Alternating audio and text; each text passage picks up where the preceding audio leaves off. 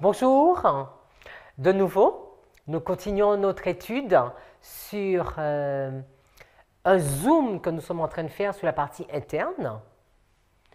Prenons la position de la prière. Seigneur, nous voulons de nouveau nous humilier devant toi et te demander de nous visiter en cet instant. Alors que tu nous ouvres ta parole, que nous puissions voir sa beauté, mieux la comprendre, afin de mieux la transmettre. Que ton nom soit exalté et glorifié. Nous t'avons prié en ton saint nom, Jésus. Amen. Je pense que nous avons bien compris. C'est une histoire. Exemple, quand nous avons regardé l'histoire des jeunes Hébreux, c'était juste une histoire.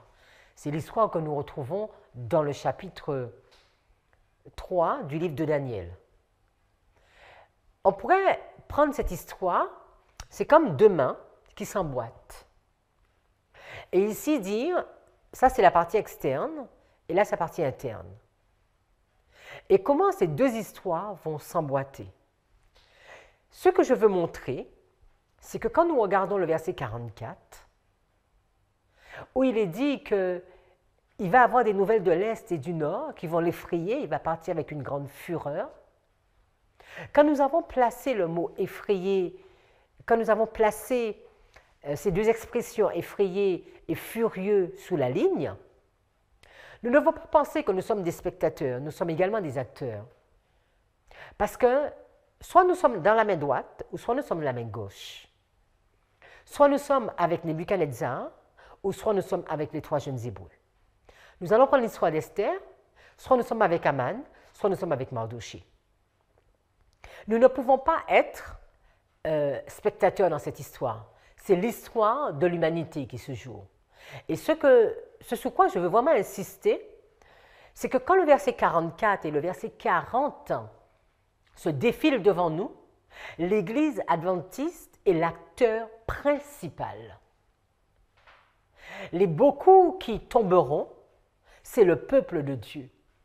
À partir du verset 41, le peuple de Dieu est au cœur même du conflit entre le roi du Nord et le roi du Sud. Si nous reprenons cette histoire, c'est vrai qu'on a changé les points parce que nous sommes passés sur l'histoire d'Esther. En résumant, nous avons vu qu'il y avait une convocation pour se rendre à la dédicace. Les jeunes, les Hébreux, ils avaient compris. Et alors qu'ils avaient compris, il y a un décret qui a été donné de se prosterner. Ils vont choisir de ne pas se prosterner. Les sages iront voir le roi et apporter cette information. Le roi, il va les convoquer, ils vont venir, ils sont en prière, ils sont devant le roi, et le roi, il est furieux. Il va leur demander, est-ce que c'est un choix de votre part de ne pas vous prosterner devant ma statue? Il va demander de prendre cette partie et de la remettre ici. C'est vrai que dans cette étude, on ne veut pas trop s'arrêter sur la partie externe, parce que nous l'avons déjà vu dans les études précédentes. Nous voulons beaucoup plus nous arrêter sur la partie interne, notre histoire, qu'est-ce qui se passe. Et alors que le roi est en train de rejouer l'événement, notre situation va être encore pire. Parce que le roi va de nouveau donner son décret, et après qu'il va donner son décret, les jeunes, ils entendent.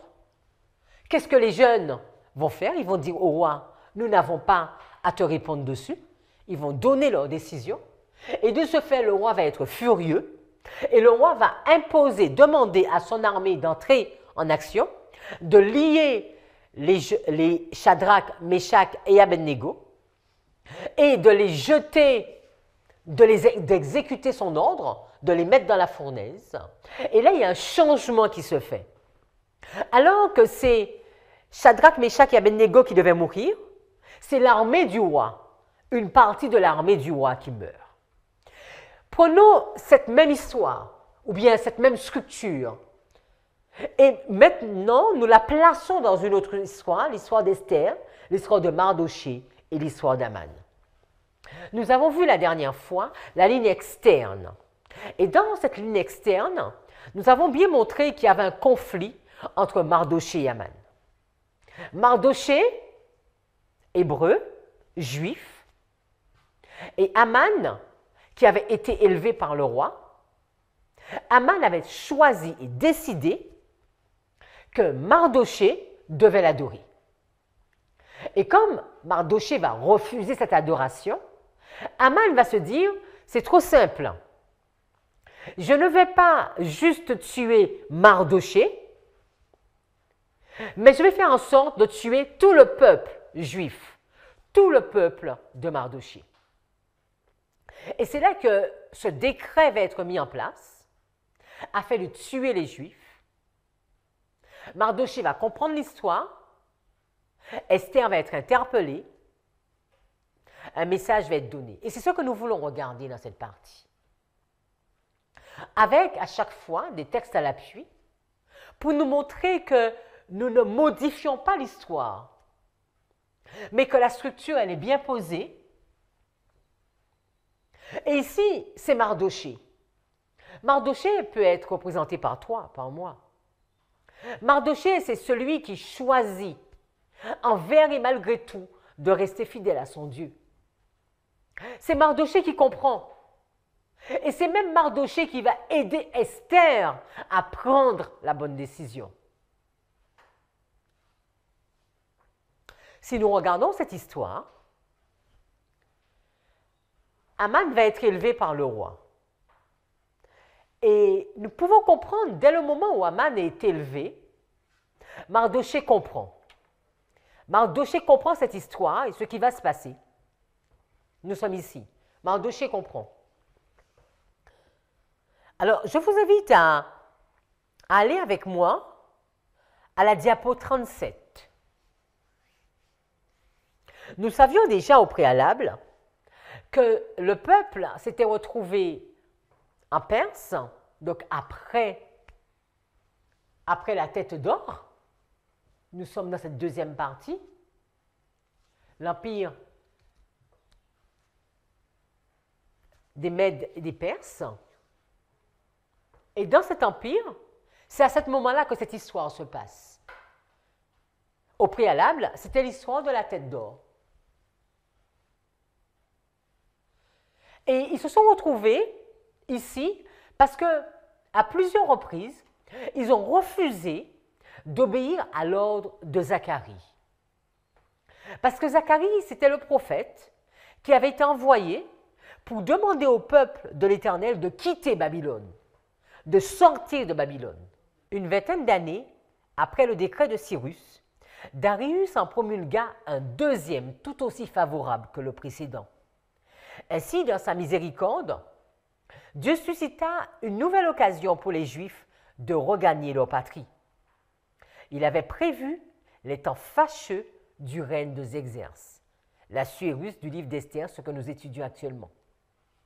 Il n'opéra pas seulement un changement dans le cœur des dirigeants, mais il inspira aussi à Zacharie l'idée d'insister auprès des exilés pour qu'ils retournent en Judée. On continue avec la diapo 36. Mais au cours des années qui suivirent la captivité, les conditions se modifièrent et de nombreuses et nouvelles responsabilités incombèrent aux chefs d'Israël. Le temple de Jérusalem ayant été reconstruit et dédicacé, il fallait un plus grand nombre de prêtres pour assurer les services. Un besoin urgent d'hommes, de Dieu, se faisait sentir pour instruire le peuple. En outre, les Juifs restés à Babylone étaient menacés dans leur liberté. Par le prophète Zacharie, ainsi que par les faits récents qui s'étaient produits à l'époque troublée d'Esther et de Mardoché, ils avaient été nettement invités à retourner dans leur pays. Le moment était donc venu où il aurait été dangereux pour eux de rester plus longtemps sous l'influence païenne. En face de tels changements, les prêtres qui se trouvaient encore à Babylone auraient dû discerner dans le décret d'Artaxerxès, donc quelques années plus tard, un appel spécial à retourner à Jérusalem. Donc, ils avaient déjà reçu l'information qu'ils devaient retourner. Et ceci, on va le mettre ici, même avant même qu'Aman ne soit élevé. Mardochée comprend, nous sommes à la diapo 37, si le peuple de Dieu met sa confiance en lui et par la foi se repose sur sa puissance, les pièges de Satan seront déjoués à notre époque de manière aussi éclatante qu'au jour de Mardochée. Mardochée comprend qu'il y a un piège, il y a un problème. Aman a été élevé, mais ce n'est pas simplement qu'Aman a été élevé. C'est parce qu'il y a un décret maintenant qui est donné de se prosterner devant Aman. Diapo 38. Le monde protestant d'aujourd'hui voit dans le petit groupe des observateurs du sabbat un Mardochée. Un Mardochée qui se tient à la porte. Le caractère et la conduite de ceux qui expriment le respect de la loi de Dieu sont un perpétuel reproche envers ceux qui ont rejeté la crainte du Seigneur et qui foulent aux pieds le jour du sabbat. Par tous les moyens possibles, il faut se débarrasser de l'intrus indésirable.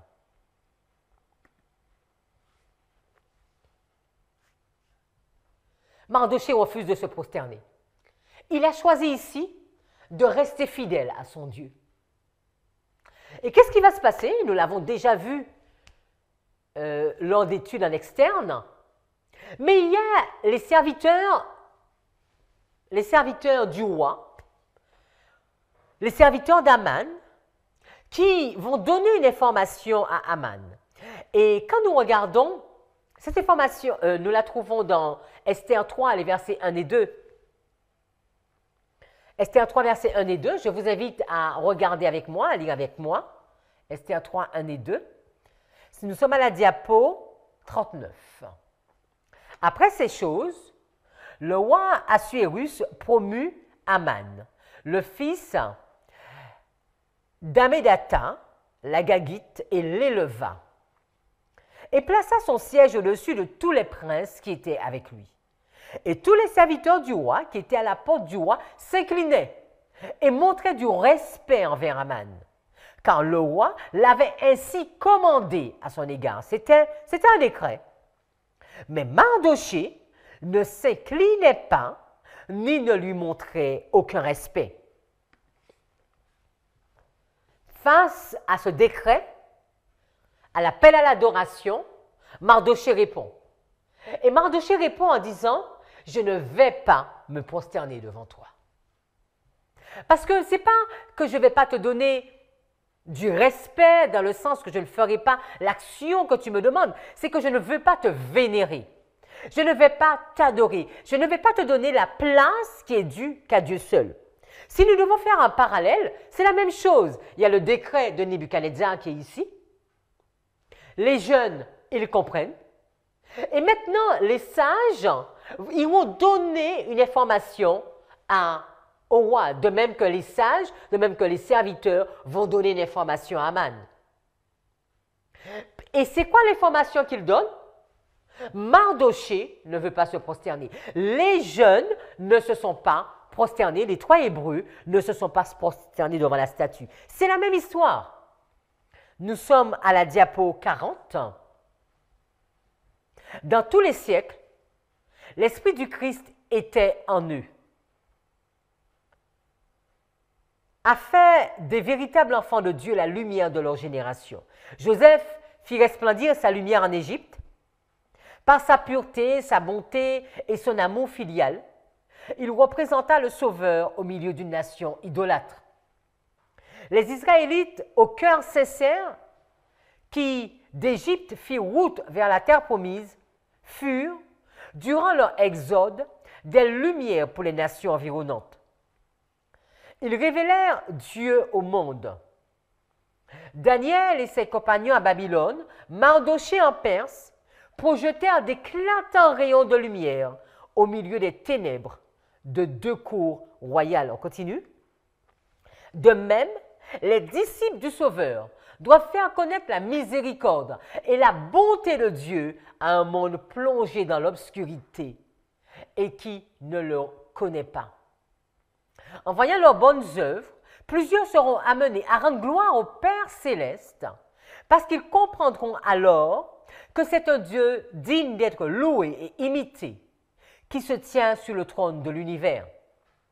L'amour divin, rayonnant dans leur cœur et dans la vie de ses enfants, entrouvrira en quelque sorte les portes du ciel aux hommes, leur permettant d'en apprécier la félicité. Mardochée, ici,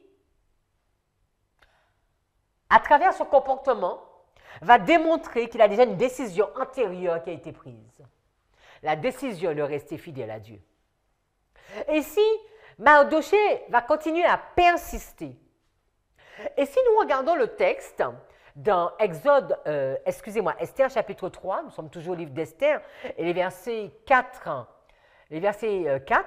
et nous pourrons même le lire dans deux versions différentes, dans la version King James et la version Louis II. Je vous invite à regarder avec moi la diapo numéro 42. Dans la version King James, il est dit « Or il arriva que comme il lui parlait tous les jours, donc les serviteurs ne cessent de parler à Mardochée, et qu'il ne les écoutait pas, il le dit à Aman. Pour voir, regardez bien, il le disait à Aman pour voir si Mardochée tiendrait ferme, car il leur avait dit qu'il était juif. Dans la Louis II, il va dire, pour voir si Mardochée persisterait dans sa résolution. Nous sommes appelés à donner une réponse là, mais allons-nous persister dans cette voie? Ici, le sujet de l'adoration est agité. On pourrait même dire, dès ici, le sujet de l'adoration est agité. On donne une réponse, mais allons-nous persister? Et eux, ils veulent voir, est-ce que Mardochée va persister dans cette décision? Et Mardochée va persister. Et comme Mardochée persiste, et pour montrer est-ce que Mardochée persiste réellement, ils vont en parler à Aman. Et en parlant à Aman, évidemment, Aman va être furieux. Regardons la diapo 43. Par l'intermédiaire d'Aman, l'Agagite, homme sans scrupules, qui jouissait des pleins pouvoirs dans le royaume, Satan chercha à contrecarrer les desseins de Dieu. Aman nourrissait des sentiments de haine envers Mardochée, qui était juif. Ce dernier n'avait fait aucun mal à Aman. Mes amis, quand nous sommes dans cette ligne, quand le sujet de l'adoration va commencer à être agité, ce n'est plus une question de sentiment, ce n'est plus une question « je t'aime, tu m'aimes », c'est une question « qui je vais adorer ». Ici, les trois jeunes Hébreux n'avaient rien du tout fait à Nebuchadnezzar. Au contraire, ils étaient fidèles dans leur mission. Ici, Mardochée n'a rien fait à Aman. Mardochée était fidèle dans sa mission. Vraiment, c'est la question du conflit cosmique. Et c'est pour cela qu'on a voulu vraiment détacher ces deux lignes. Pour nous montrer, nous ne pouvons pas lire Daniel 11, 40 à 45 et être détachés en disant voilà les derniers événements qu'il faut comprendre, voilà le roi du Sud et le roi du Nord qui s'agitent, voilà tout ce qui se passe et voilà ce que sera la fin. Parce que dans cette histoire du roi du Nord ou du roi du Sud, il y a une pièce qui est en difficulté, c'est l'interne. Le peuple juif est complètement impacté. Le peuple adventiste, nous, le peuple de Dieu, nous serons obligatoirement impactés. Quand nous voyons le roi du Sud se soulever, nous devons nous poser la question, Seigneur, est-ce que je suis prête? Est-ce que vraiment je suis ferme dans ma résolution? Parce que le test est sur moi. Quand le roi du Sud commence à s'agiter, le test va arriver sur moi. Quand nous commençons à voir ce qui se passe aujourd'hui en Russie, nous sommes à l'approche du test qui va arriver sur nous. Parce qu'au verset 41, c'est cette histoire. Cette histoire, c'est l'histoire du verset 41 déjà. Comment le peuple de Dieu va succomber ou ne va pas succomber. Vous vous souvenez, au verset 41, il est dit Il rentrera dans le pays glorieux et plusieurs succomberont. C'est ici, mes amis. C'est ici. Si je ne comprends pas ici, je vais succomber. Donc, quand je vois ce qui se passe aujourd'hui en Ukraine, je dois pouvoir me poser la question, est-ce que ma ligne, je la comprends? Nous allons venir un peu plus en détail quand nous ferons nos applications. Nous sommes à la diapo 43. Mardoché, alors on avait vu que par l'intermédiaire d'Aman l'Agagite, homme sans scrupules qui jouissait des pleins pouvoirs dans le royaume, Satan chercha à contrecarrer les desseins de Dieu. Aman nourrissait des sentiments de haine envers Mardoché qui était juif.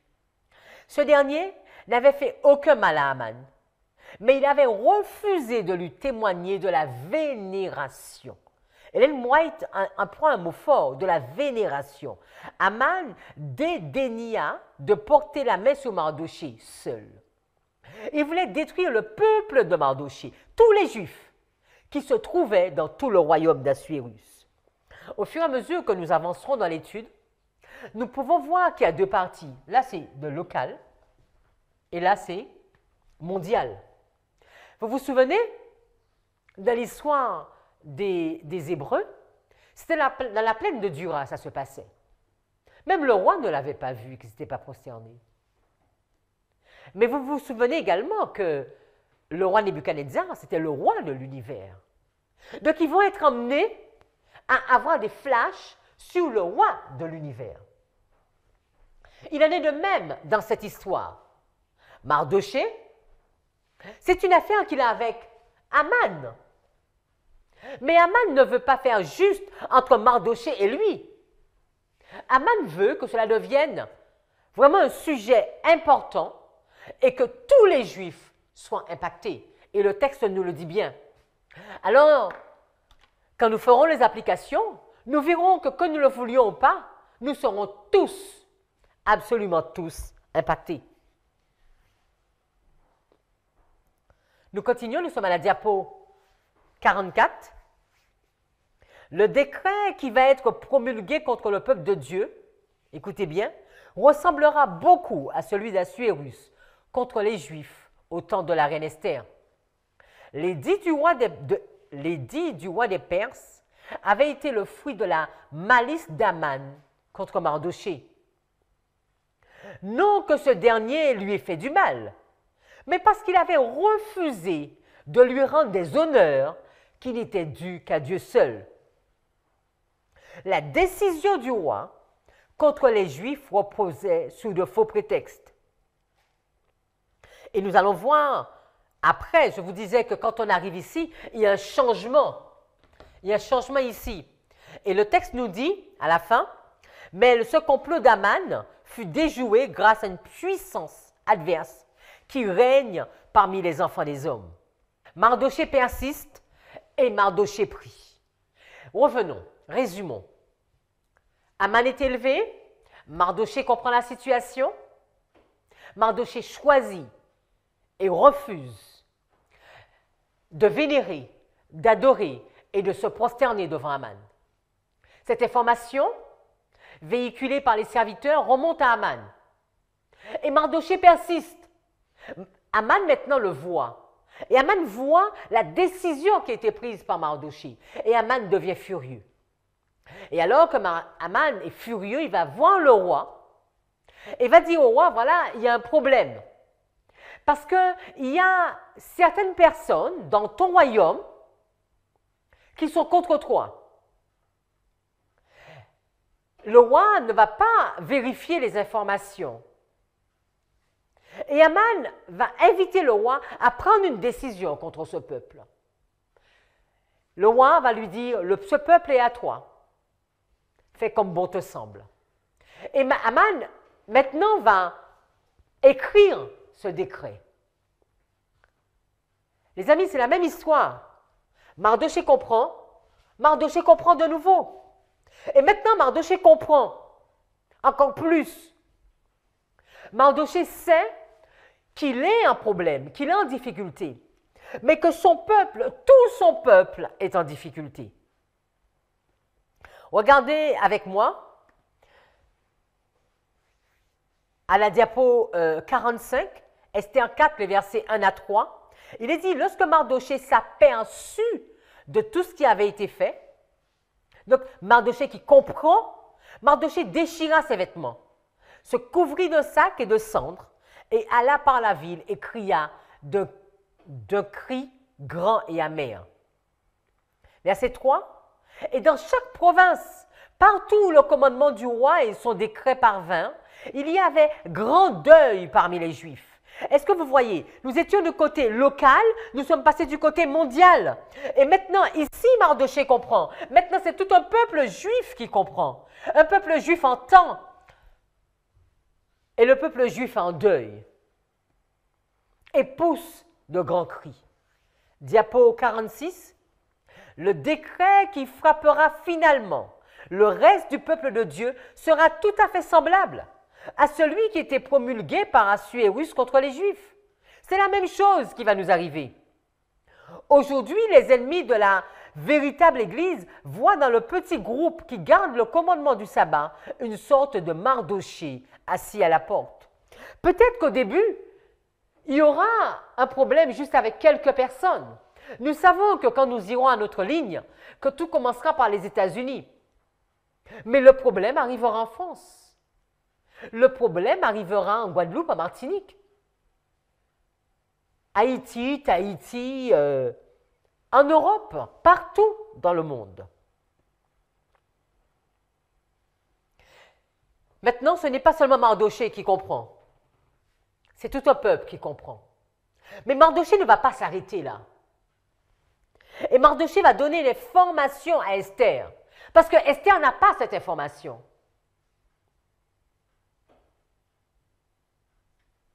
Et Esther, quand elle va apprendre cette information, Esther aussi va se lever. Vous imaginez si nous devons mettre les lignes et prendre l'histoire des Hébreux, mais ici, il y a le décret qui est fait par, ou bien le décret qui est réitéré, l'ordre qui est réitéré par Nebuchadnezzar ici. Et qu'est-ce qui va se passer? Mais les jeunes Hébreux, les 3 Hébreux, vont donner une nouvelle ici.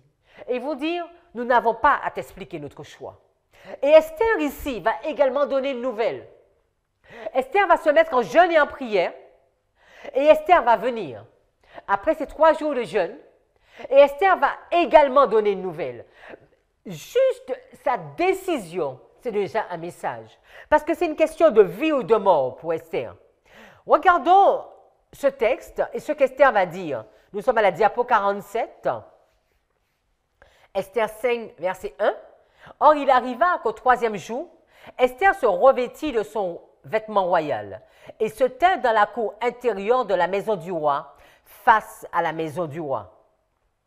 Mais si nous regardons juste Esther chapitre 4, que je vous invite à regarder avec moi,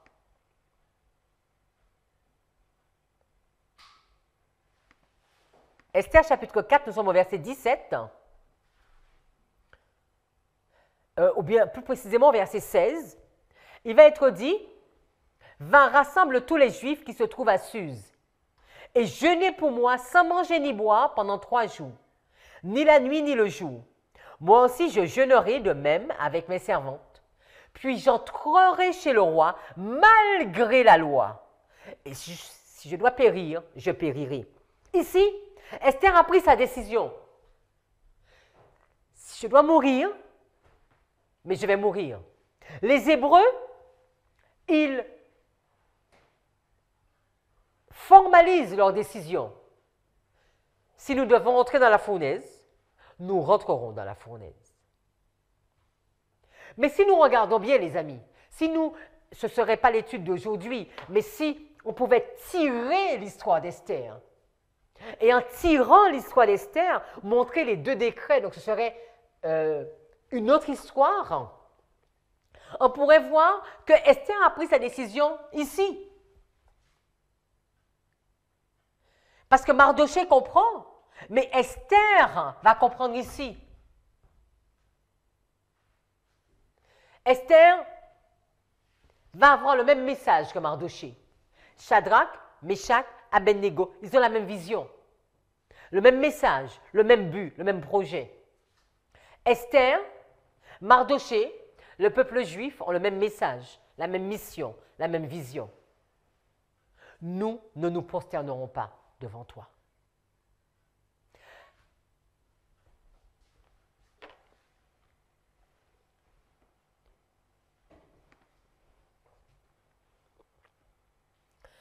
Nous sommes à la diapo 47, au verset 3, Esther 5, verset 3.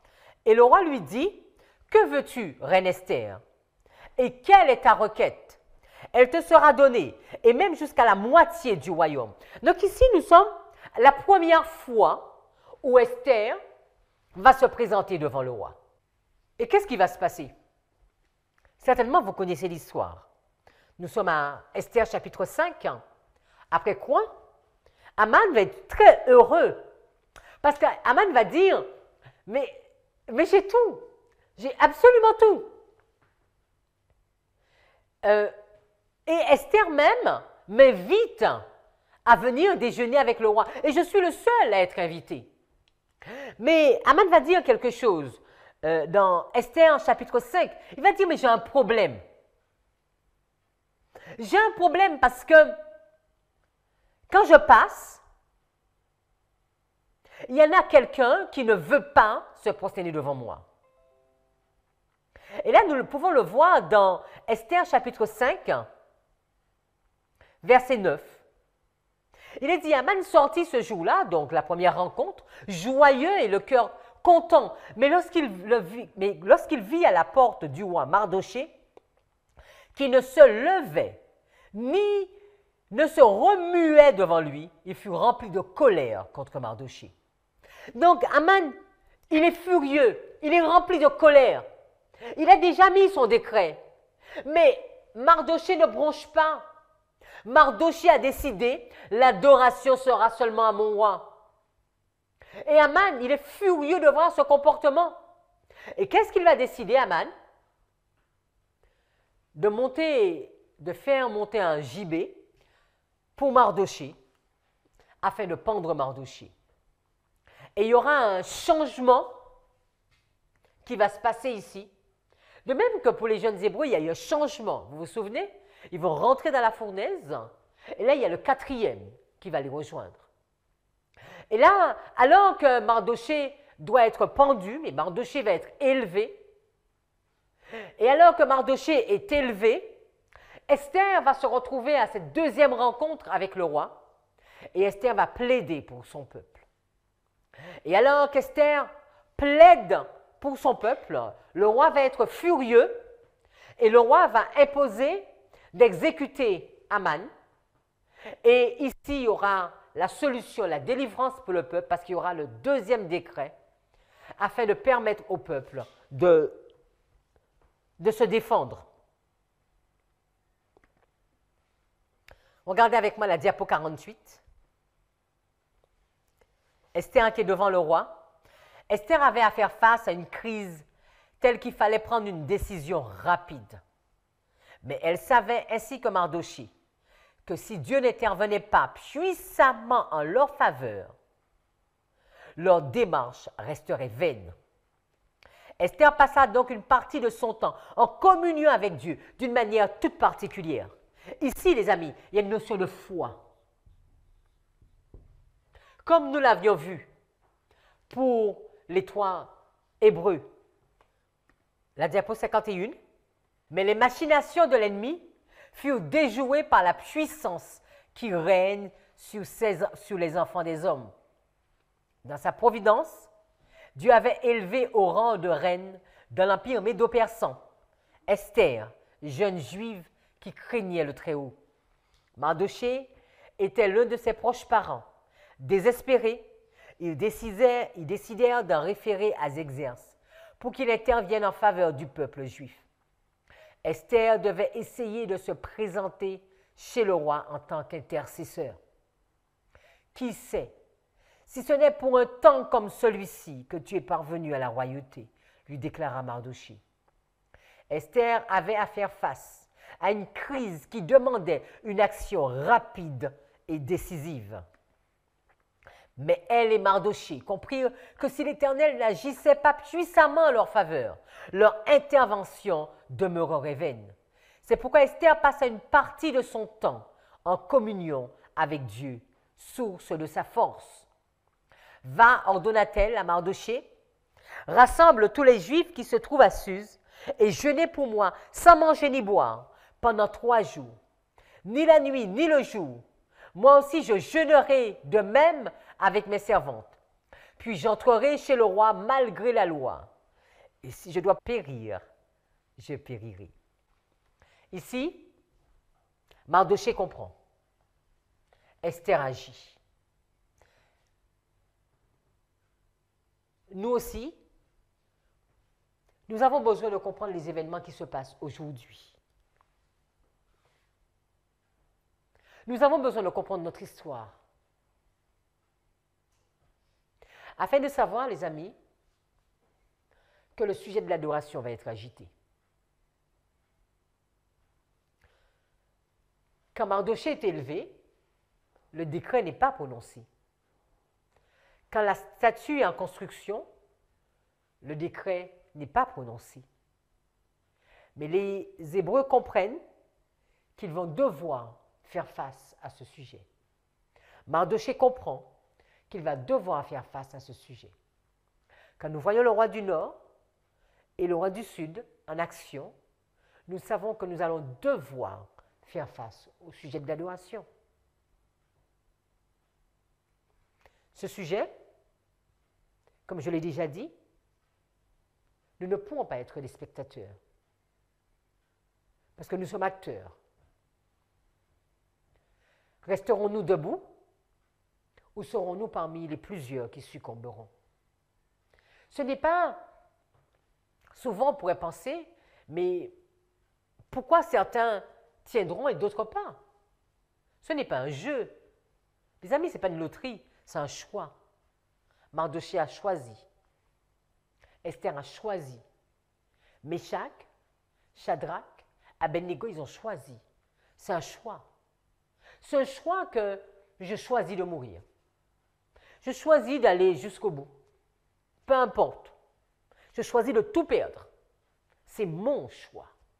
Ou encore, je choisis de faire des compromis. C'est également mon choix. Peut-être à cause de mes enfants, à cause de mon travail et que sais-je, j'ai fait un nouveau choix. C'est une question de choix. En interne, il y a un choix qui incombe. En externe, le roi va faire son choix et il va l'imposer. Et en interne, les enfants de Dieu vont faire leur choix et vont l'imposer. C'est front contre front. Et parce que les enfants de Dieu vont faire leur choix et qu'ils vont être testés, ils vont revalider leur choix et qu'ils vont être testés. Et plus ils sont testés, plus ils voient la mort, plus ils voient la fournaise, plus ils voient le gibet devant eux, mais plus ils sont fermes dans leur résolution. Alors le Dieu de l'univers décidera de se lever pour son peuple.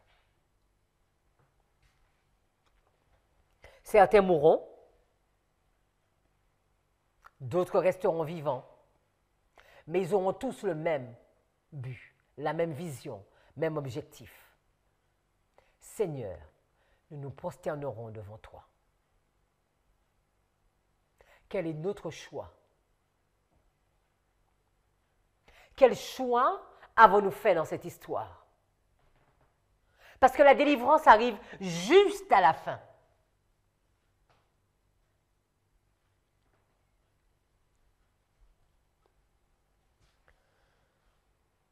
Shadrach, Méshak et Abednego avaient choisi qu'ils préféraient mourir que de renier leur Dieu. Esther avait choisi qu'elle préférait mourir que de renier son Dieu. Mardochée avait choisi qu'il préférait mourir que de se prosterner devant Aman. Quel est ton choix? Tu ne pourras pas faire le choix quand tu verras le gibet monter. C'est trop tard. Tu ne pourras même pas faire le choix quand le roi sera furieux ou effrayé. C'est trop tard. Ton choix doit être fait maintenant. Mon choix doit être fait maintenant. La diapo 55, alors que nous sommes en train de conclure, les événements se succédèrent alors rapidement. L'apparition d'Esther devant Assuérus, la faveur qu'il lui témoigna, le festin du roi et de la reine avec Aman comme seul invité, le sommeil agité du monarque, les honneurs rendus à Mardochée, l'humiliation et la disgrâce d'Aman, à la découverte du complot qu'il avait tramé, tout cela fait partie d'une histoire qui nous est bien familière. Dieu opéra merveilleusement en faveur de son peuple repentant, et l'édit du roi permettant aux Juifs de défendre leur vie fut rapidement communiqué à tout le royaume par des courriers à cheval, qui partirent aussitôt et en toute hâte, d'après l'ordre du roi. Dans chaque province et dans chaque ville, partout où arrivait l'ordre du roi et son édit, il y eut parmi les Juifs de la joie et de l'allégresse, des festins et des fêtes. Et beaucoup de gens d'entre les peuples du pays se firent juifs, car la crainte des Juifs les avait saisis. Vraiment, nous voulons remercier Dieu pour toutes ces vérités, pour toutes ces lignes, pour toutes ces histoires. Parce que ces histoires qui ont été écrites dans la Bible, c'est pour nous. C'est pour notre admonition, nous qui arrivons à la fin des temps. Et quand nous voyons ces histoires, quand nous les voyons s'emboîter, quand nous voyons la ligne se placer devant nous, nous comprenons que la nôtre, elle sera pareille. Vous savez qu'il y a beaucoup de personnes qui disent « Mais pourquoi étudier autant les prophéties ?» Heureusement qu'il y avait Mardochée.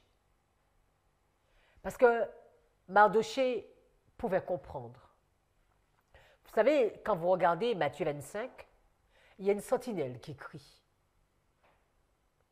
Et heureusement qu'il y a la sentinelle. Shadrach, Meshach et Abednego avaient compris. Ils n'étaient pas les seuls à se lever pour Dieu après. Mais ils ont été ces hommes de situation, afin de se mettre debout ici et de dire au peuple de Dieu, courage, ne baisse pas les bras, ton Rédempteur est vivant. Et j'aurais voulu croire, mes amis, que nous sommes aujourd'hui ces personnes. Pas moi seulement, mais tous ceux qui entendent et tous ceux qui étudient et tous ceux qui se lèvent pour Dieu, pour dire au peuple à l'adventisme, tenez bon, notre histoire est en train de se jouer. Nous allons devant des difficultés, nous sommes déjà entrés dedans, peut-être même sans nous rendre compte. Mais choisissons de ne pas fléchir les genoux devant Baal. Que l'histoire de Mardochée, que l'histoire de Shadrach, de Meshach et d'Abednego soit devant nos yeux, comme ces hommes qui ont été jusqu'au bout et que Dieu a délivrés. Si nous faisons de même, puisque Dieu n'abandonne jamais, et puisqu'il n'a pas abandonné Joseph, et puisqu'il n'a pas abandonné Élie, ni David, ni Daniel, ni les jeunes Hébreux, ni Paul, ni les disciples, et ni tous ces prophètes, nous pouvons être convaincus qu'il ne nous abandonnera pas. Faisons-lui confiance. Prions. Seigneur, nous voulons te remercier parce que tu es bon. Tu es vraiment un Dieu bon. Et de plus en plus, alors que nous arrivons dans notre histoire, tu ne cesses de zoomer notre ligne en nous disant que tu vas face à des difficultés.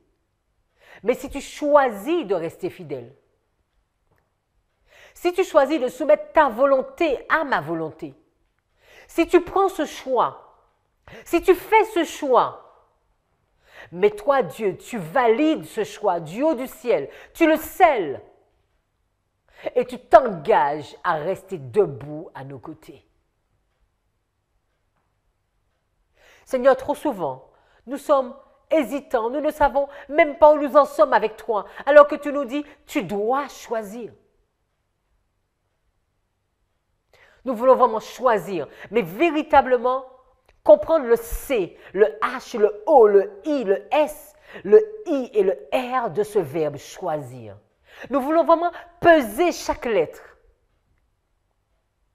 et faire un choix en tant qu'adulte de te rester fidèle. Alors merci pour ce que tu fais pour nous et que ton nom soit glorifié dans nos vies. Nous t'avons prié en ton saint nom, Jésus.